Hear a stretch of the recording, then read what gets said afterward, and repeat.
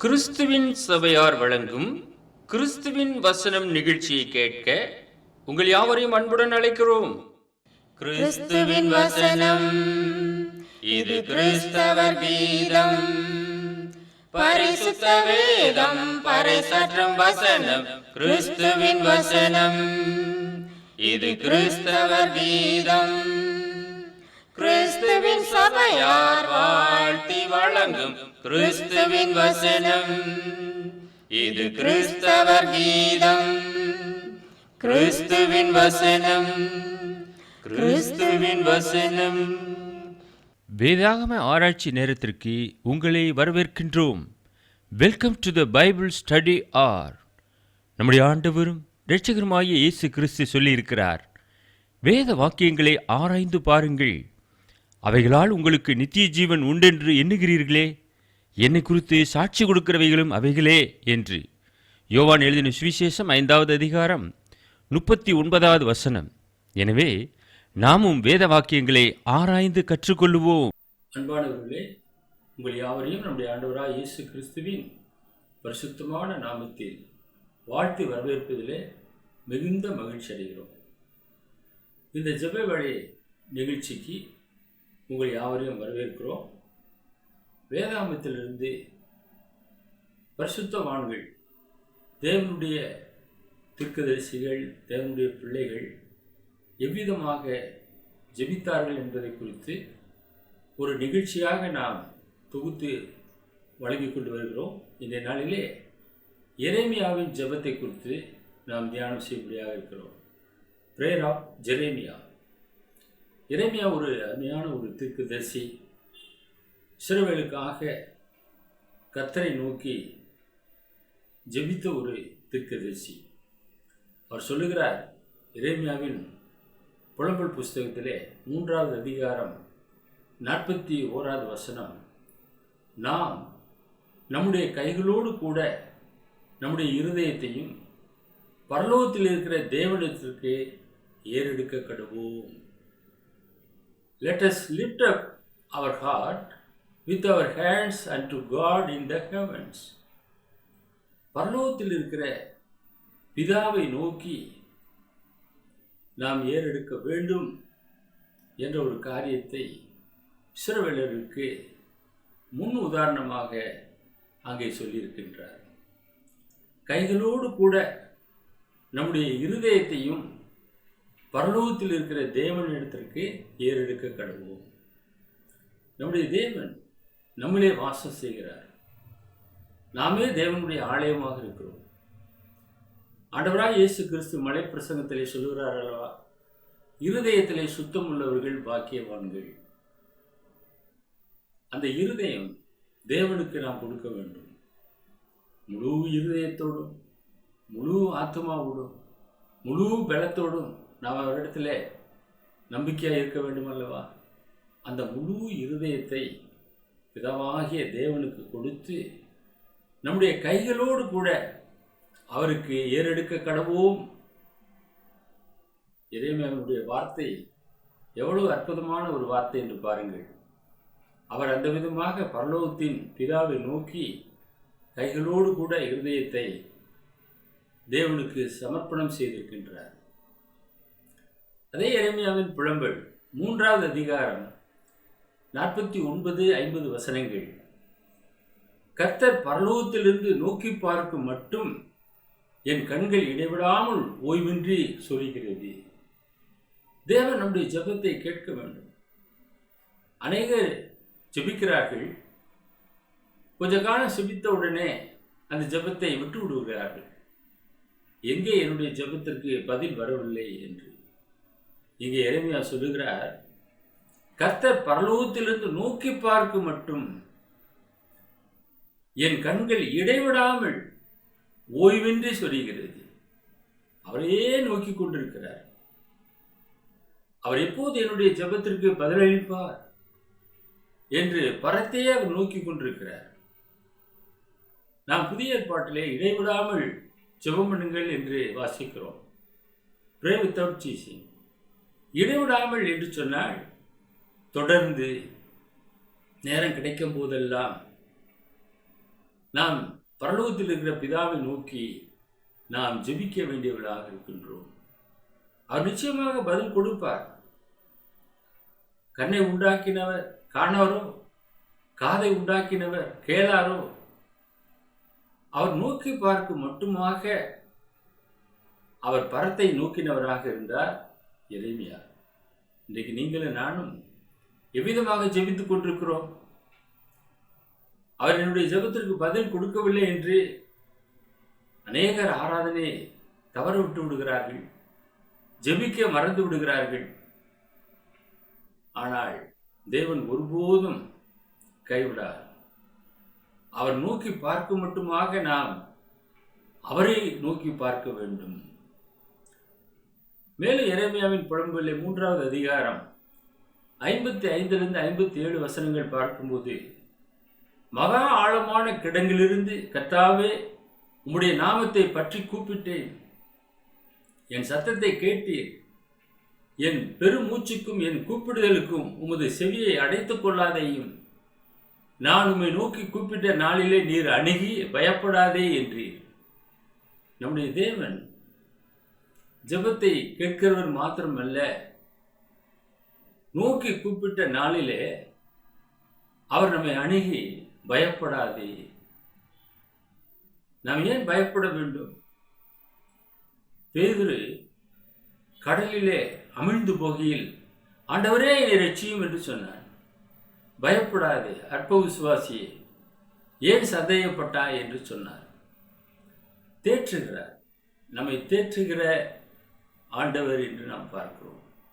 மகா ஆழமான கிடங்கிலிருந்து கூப்பிட்டார். எரேமியாவை கிடங்கிலே போட்டு விட்டார்கள், அங்கிருந்து கதறுகிறார். கர்த்தாவே உம்முடைய நாமத்தை பற்றி கூப்பிட்டேன், என் சத்தத்தை கேட்டீர். அவருடைய பெருமூச்சு. அநேகர் என்னிடத்துல கேட்பார்கள், ஏன் பிரதர் எப்போ பார்த்தாலும் நீங்கள் பெருமூச்சு விடுறீங்க? என்னுடைய மனைவி கூட என்னை பார்த்து அதிகமாக கேட்பது உண்டு, ஏன் நீங்கள் பெருமூச்சு விடுறீங்க? அதுக்கு நான் சரியான ஆன்சர் இதுவரைக்கும் நான் சொன்னதே இல்லை.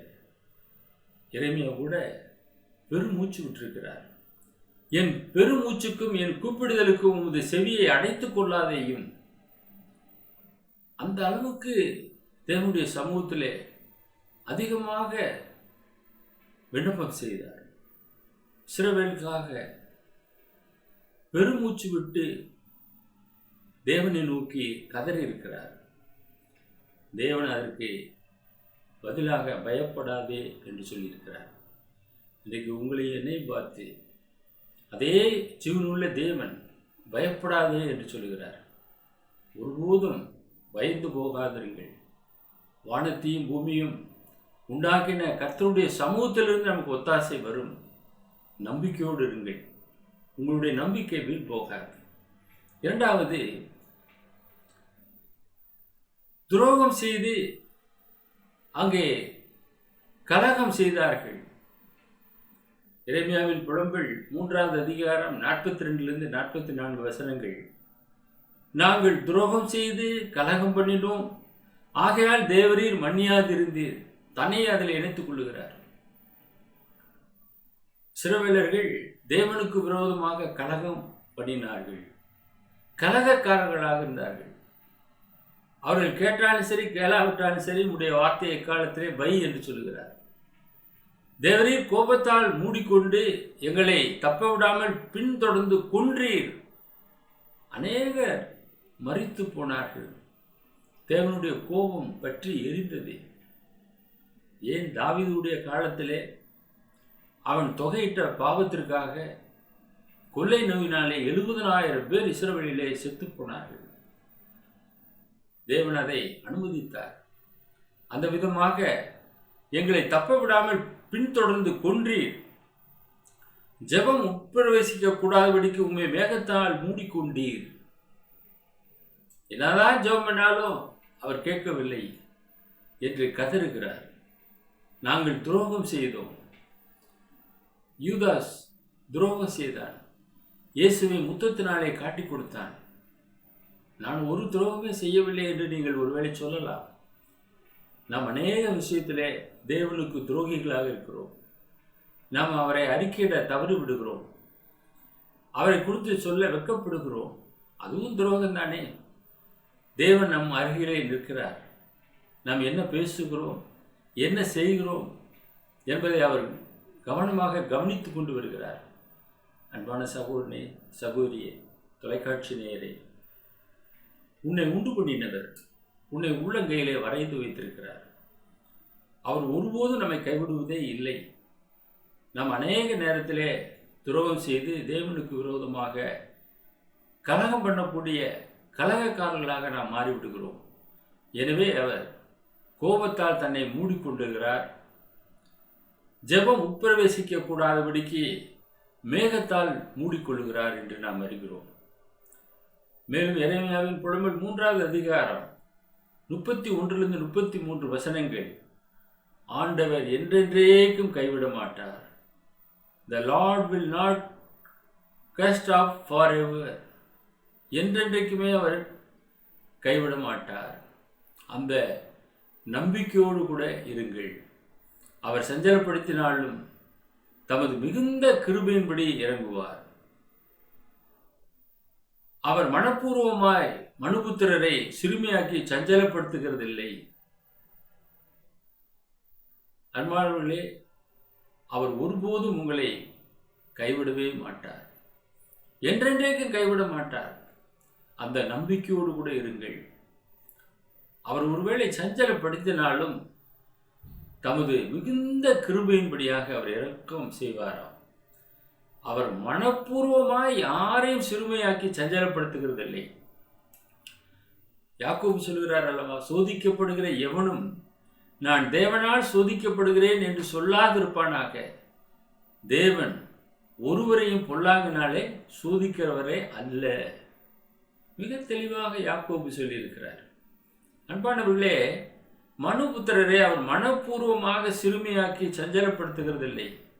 எந்த ஒரு தகப்பனாவது தன்னுடைய குழந்தையை ஒரு ஊசி எடுத்து குத்தி உனக்கு வலிக்குதா என்று பார்க்கலாம் என்று குத்துவானா?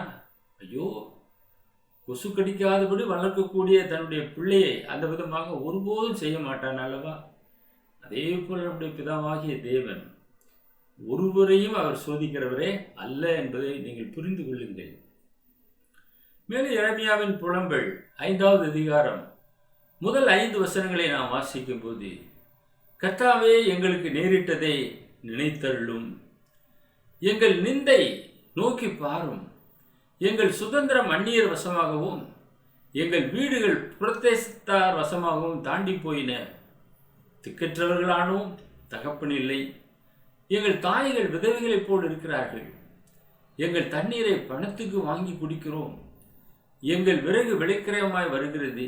பாரம் சுமந்து எங்கள் கழுத்து நோகிறது. நாங்கள் உழைக்கிறோம், எங்களுக்கு இளைப்பாறுதல் இல்லை. அப்படியே புலம்புகிறார் எரேமியா. ஒரு அருமையான ஒரு தீர்க்கதரிசி. கர்த்தர் இஸ்ரவேலர்களுக்கு இந்த தீர்க்கதரிசியை கொடுத்திருந்தார். எங்களுக்கு நேரிட்டதை நினைத்தருளும் என்று புலம்புகிறார்.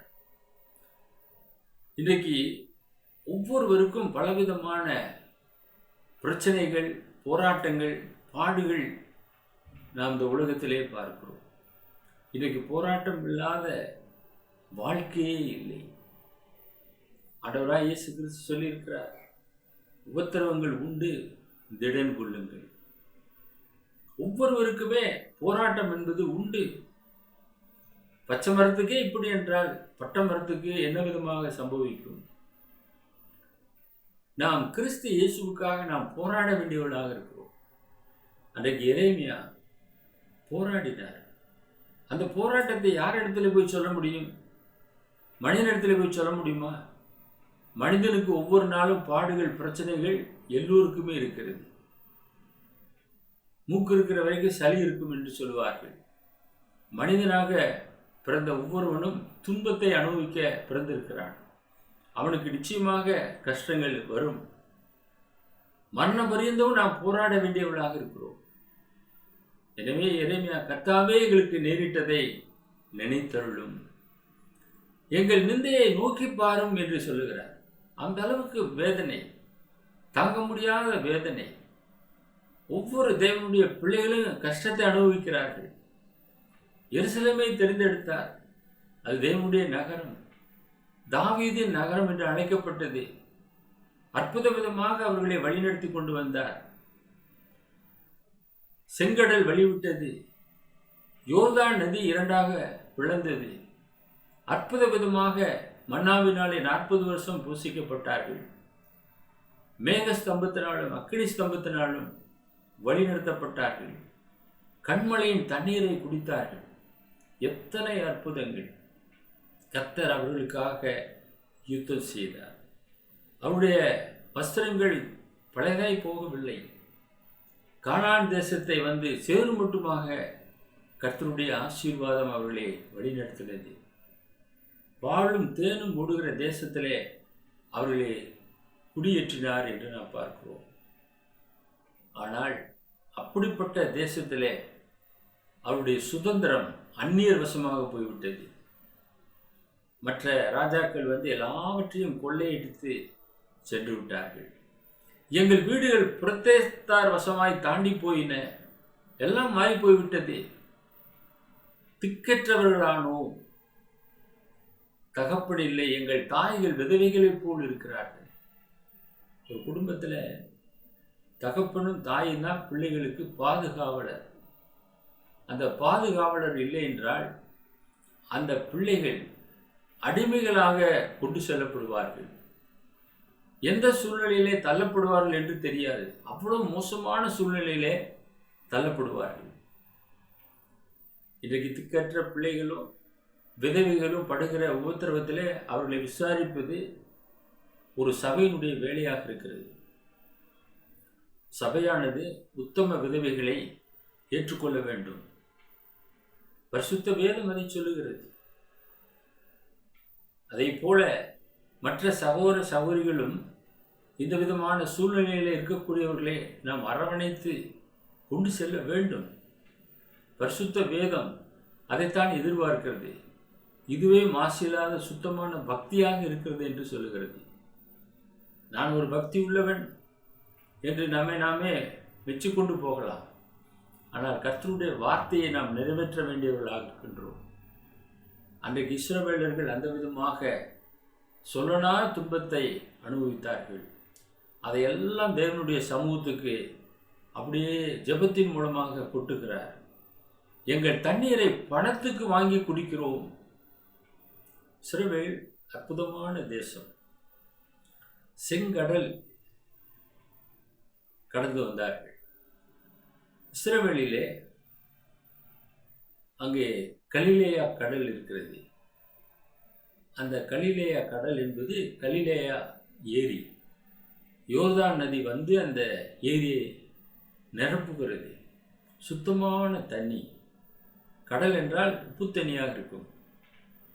ஆனால் கலிலேயா கடலினுடைய தண்ணீர் சுத்தமான தண்ணி.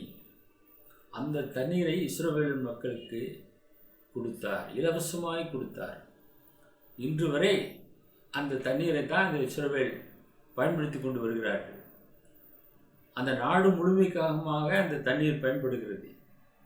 ஆனால் இங்கே நாம் பார்க்கிறோம், எதையுமே சொல்லுகிறார், எங்கள் தண்ணீரை பணத்துக்கு வாங்கி குடிக்கிறோம். அந்த அளவுக்கு தள்ளப்பட்டு போனார்கள். எங்கள் விறகு விலைக்கிரயமாய் வருகிறது. அக்காலகட்டத்திலே நாம் பார்க்கும்போது காட்டில் போய் விறகுகளை சுமந்து கொண்டு வந்து விற்பனை செய்வார்கள். இந்த ஒரு 30 வருடங்களுக்கு முன்பதாக கூட நம்ம நாட்டில் கூட அதே காரியங்கள் இருந்தது. இப்போதான் நம்ம கேஸ் யூஸ் பண்ணுகிறோம், எலக்ட்ரிக் ஸ்டவ் யூஸ் பண்ணுகிறோம், வளர்ச்சி பாதையில் இருக்கிறோம். அப்பொழுது விறகு விலைக்கிரயமாக வந்தது. பார சுமந்து எங்கள் கழுத்து நோகிறது. வண்டி மாடுகள் பூட்டப்பட்டு இழுத்து செல்லக்கூடிய பாரத்தை மனுஷன் சுமந்தான். அந்த அளவுக்கு அவனுக்கு முழு பாரம் அவனுக்கு வைக்கப்பட்டது. அதனாலே எங்கள் கழுத்து நோகிறது, நாங்கள் உழைக்கிறோம், எங்களுக்கு இளைப்பாறுதல் இல்லை. இன்றைக்கு அநேகர் கஷ்டத்தை அனுபவிக்கிறார்கள். நம்ம நாட்டிலும் கூட இன்னும் சிமெண்ட் மூடை தூக்கக்கூடிய ஜனங்களை நாம் பார்க்கிறோம். ரயில்வேல போய் அந்த கூட்ஸ் ட்ரெயினுக்கு அநேக மூட்டைகளை சுமந்து ஏற்றுகிறதை நாம் பார்க்கிறோம். ஆனால் மேலை நாடுகளில் எல்லாம் மிஷின் தான் ஏற்றுகிறது, இறக்குகிறது. 2000 வருஷங்களுக்கு முன்பதாக, ஏன் 4000 வருஷங்கள் என்று சொல்லலாம், அல்லது 3000 வருஷங்கள் என்று சொல்லலாம், அதற்கு முன்பதாகவே இந்த பாடுகளை எரேமியா காலத்தில் அனுபவித்திருக்கிறார்கள். எங்கள் கழுத்து நோகிறது, நாங்கள் உழைக்கிறோம், எங்களுக்கு இளைப்பாறுதல் இல்லை. அப்படி தலைச்சுமையாக, தோல் சுமையாக அநேக பாடுகளை கடந்து வந்திருக்கிறார்கள் இஸ்ரவேலர்கள். அதையெல்லாம் தேவனுடைய சமூகத்திலே கொட்டுகிறார் எரேமியா. மூன்றாவது, எரேமியாவின் புலம்பல் 5வது அதிகாரம் 21வது வசனம். கர்த்தாவே, எங்களை உம்மிடத்தில் திருப்பிக் கொள்ளும், அப்பொழுது திரும்புவோம். பூர்வ காலத்தில் இருந்தது போல எங்கள் நாட்களை புதியவைகளாக்கும். பழையவைகள் ஒளிந்து போயின, எல்லாம் புதிதாயின என்று நாம் புதிய ஏற்பாட்டிலே பார்க்கிறோம். இந்த ஆசீர்வாதத்திற்கு அவர்கள் பாத்திரவான்களாக இல்லை. ஆனாலும் எரேமியா கேட்கிறார், முன்ன உள்ள வாழ்க்கையை நினைத்து கேட்கிறார். கர்த்தாவே, எங்களை உம்மிடத்திலே திருப்பிக் கொள்ளும். எப்படியாக இஸ்ரவேலர்களை ஆசீர்வதித்து வழிநடத்தி வந்தீர், அந்த வாழ்க்கைக்கு நேராக எங்களை திருப்பிக் கொள்ளும். நாங்கள் திரும்புவோம். நாங்கள் திரும்புவதற்கு ரெடியாக இருக்கிறோம், மனம் திரும்புவதற்கு. பூர்வ காலத்தில் இருந்தது போல, ஆபிரகாம் காலத்திலே விதமாக எங்களை ஆசீர்வதித்து அதை போல எங்கள் நாட்களை புதியவைகளாக்கும் என்று விண்ணப்பம் செய்கிறார். அன்பான தொலைக்காட்சி நேயரே, உங்களுடைய வாழ்க்கையும் புதியவைகளாக மாறும். நம்பிக்கையோடு காத்திருங்கள். பழையவைகள் எல்லாம் ஒளிந்து போகும், புதிய ஒரு வாழ்க்கை துவக்கமாகும். எரேமியா நம்பிக்கையோடு கூட ஜெபம் பண்ணுகிறார். நீர் எங்களை உம்மிடத்தில் திருப்பிக் கொள்ளும், அப்பொழுது நாங்கள் திரும்புவோம். அவர் தான் திருப்ப வேண்டும். விசுவாசத்தை துவக்கிறவர் அவர்தான், முடிக்கிறவர் அவர்தான். எல்லாமே அவருடைய சமூகத்தில் இருக்குது, நம்ம இடத்துல ஒன்றுமே இல்லை. அதனால நீர் திருப்பிக் கொள்ளும், அப்பொழுது திரும்புவோம். எங்களுக்கு அந்த ஆசீர்வாதங்களை எல்லாம் தாரும், புதியவைகளாக மாற்றும் என்று கேட்கிறார். எரேமியாவின் புலம்பல் 3:25 நாம் வாசிக்கிறோம். கர்த்தருக்கு காத்திருக்கிறவர்களுக்கும் தமக்கு காத்திருக்கிறவர்களுக்கும் தம்மை தேடுகிற ஆத்துமாவுக்கும் கர்த்தர் நல்லவர். The Lord is good to those who wait for him, to the soul who seeks him. யாரெல்லாம் கர்த்தரை தேடுகிறார்களோ அவர்களுக்கு அவர் நல்லவராக இருக்கிறார். அவர்களுக்கு காத்திருக்க வேண்டும். நீங்கள் அவருக்கு காத்திருக்கின்றீர்களா? அவருக்கு காத்திருக்கும் போது கணக்கில்லாத ஆசீர்வாதங்களை பெற்றுக்கொள்வீர்கள். காத்திருக்கிறவர்கள் கடுகளைப் போல செட்டைகளை அடித்து எழும்புவார்கள். அவர்கள் ஓடினாலும் இளைப்படையார்கள், நடந்தாலும் சோர்ந்து போகார்கள். கர்த்தருடைய பலன் அவர்களுக்கு இருக்கிறது. அந்த பலன் உங்களுக்கு நிச்சயமாக கிடைக்கும். அந்த நம்பிக்கையோடு கூட தேவ சமூகத்திலே காத்திருங்கள். உங்களுடைய ஆவி, ஆத்மா, சரீரம் முழுவதுமாக தேவ சமூகத்திலே ஒப்புக் கொடுங்கள். அவர் நம்மை நேசிக்கிறார். கர்த்தர் அன்புள்ளவர், அவர் நல்லவர், அற்புதமானவர், அதிசயமானவர். உங்களுடைய வாழ்க்கையிலே பெரிய காரியங்களை நிச்சயமாக செய்வார். எரேமியாவின் புலம்பல் 3வது அதிகாரம் 26வது வசனம். கர்த்தருடைய ரட்சிப்புக்கு நம்பிக்கையோடு காத்திருக்கிறது நல்லது. நம்பிக்கை வேண்டும். விசுவாசமானது நம்பப்படுகிறவர்களின் உறுதியும் காணப்படாதவர்கள் நிச்சயமாய் இருக்கிறது என்று நாம் எபிரேய புத்தகத்திலே வாசிக்கிறோம். அந்த நம்பிக்கை உங்களுக்குள்ளாக இருக்க வேண்டும். கர்த்தருடைய ரட்சிப்பு நிச்சயமாக இருக்கும். அதற்கு நம்பிக்கையோடே காத்திருக்க வேண்டும். என்னுடைய நாமத்தை ஜீவ புத்தகத்திலே தேவன் எழுதியிருக்கிறார். நான் நம்புகிறேன், நீங்களும் நம்புங்கள். தேவ சித்தத்தை நாம் நிறைவேற்றும் போது நம்முடைய நாமங்கள் ஜீவ புத்தகத்திலே எழுதப்படும். கர்த்தர் அனுதினமும் அவருடைய சபையிலே சேர்க்கிறார். நம்பிக்கையோடு இருங்கள். இயேசு கிறிஸ்து மீண்டும் நம்மை அழைத்து செல்வார் நித்தியத்திற்கு. நம்பிக்கையோடு நாம் இருக்கிறோம். அந்த ரட்சிப்புக்கு காத்திருங்கள். காத்திருந்தால் தான் கணக்கில்லாத ஆசீர்வாதங்களை நீங்கள் பெற்றுக்கொள்ள முடியும். கடைசியாக எரேமியாவின் புலம்பல் 3 அதிகாரம் 41வது வசனம் மற்றும் 3வது அதிகாரம் 22லிருந்து 24 வசனங்கள். நாம் நிர்மூலமாகாதிருக்கிறது கர்த்தருடைய கிருபையே, அவருடைய இரக்கங்களுக்கு முடிவில்லை, அவைகள் காலைதோறும் புதியவைகள், உமது உண்மை பெரிதாயிருக்கிறது, கர்த்தர் என் பங்கு என்று என் ஆத்துமா சொல்லும், ஆகையால் அவரிடத்தில் நம்பிக்கை கொண்டிருப்பேன். எரேமியாவினுடைய நம்பிக்கை எந்த அளவுக்கு இருந்தது என்று பாருங்கள். எரேமியாவை மிகவும் கொடுமைப்படுத்தினார்கள். பயங்கரமான குழியிலே இறக்கி விட்டார்கள். அவருடைய ஆத்துமா அப்படியே அடைபட்டு கிடந்தது. அவருடைய ஆத்துமா எவ்வளவு அவருடைய ஆத்துமா சஞ்சலத்தால் எந்த அளவுக்கு நிறைந்திருந்திருக்கும் என்பதை எண்ணி பாருங்கள். ஆனால் அவர் சொல்லுகிறார், நாம் நிர்மூலமாகாதிருக்கிறது கர்த்தருடைய கிருபையே, அவருடைய இரக்கத்தினால்தான் நாம் நிலை கொண்டிருக்கிறோம். அவருடைய இரக்கங்களுக்கு முடிவில்லை.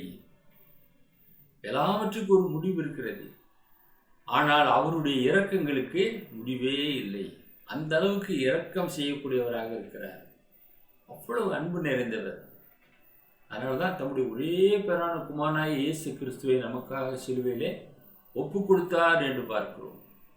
அவருடைய இரக்கம் அந்த அளவுக்கு பெரியதாக இருக்கிறது. அவைகள் காலைதோறும் புதியவைகள். நேற்று வரைக்கும் பிரச்சனை, போராட்டம், இன்னைக்கு இந்த அளவுக்கு மாறும் என்று நான் வாழ்க்கையில் நினைக்கவே இல்லை. சந்தோஷம் அடைகிறோம். எப்படி மாறினது? அதுதான் தேவனுடைய கிருபை. காலைதோறும் அவைகள் புதியவைகளாக மாறுகிறது. நேற்று நடந்ததை நேற்றோட போயிடுச்சு, இன்னைக்கு எல்லாம் புதுசாயிடுச்சு.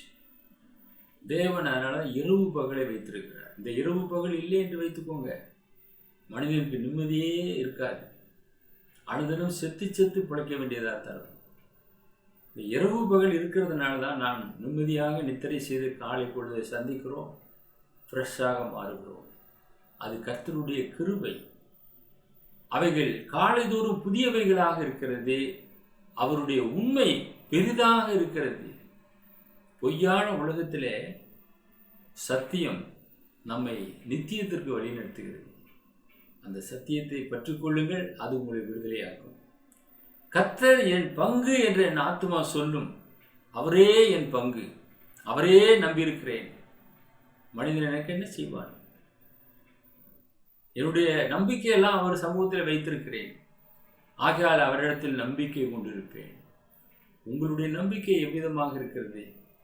இந்த எரேமியாவை போல தேவ சமூகத்திலே உங்களை முழுவதுமாக தாழ்த்தி ஊற்றி உங்களுடைய கைகளோடு கூட உங்களுடைய இருதயத்தை பரலோகத்தில் இருக்கிற தேவனிடத்திற்கு ஏறிடுங்கள்.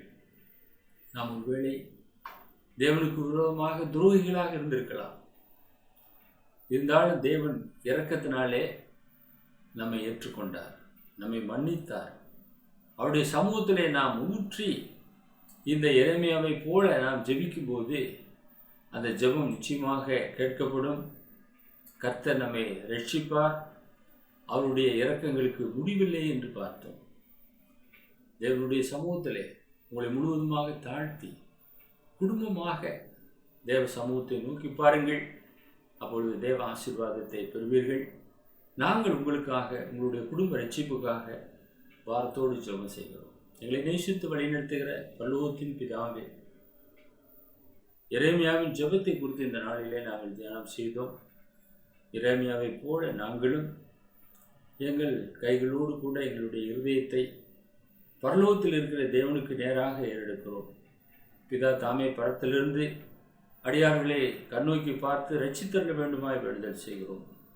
இந்த நிகழ்ச்சியை பார்த்து கொண்டிருக்கிற அருமையான நேயர்கள் ஜெபித்து உடைய சமூகத்திலே சகல ஆசீர்வாதத்தையும் பெற்றுக்கொள்ளத்தக்கதாக அவர்களை கரம் பிடித்து வழிநடத்திட வேண்டுமாய் இயேசுவின் வல்லமையுள்ள நாமத்தில் வேண்டுதல் செய்கிறோம் எங்கள் பரலோகத்தின் பிதாவே. ஆமென். View our The Word of Christ program on YouTube channel. May God bless you all.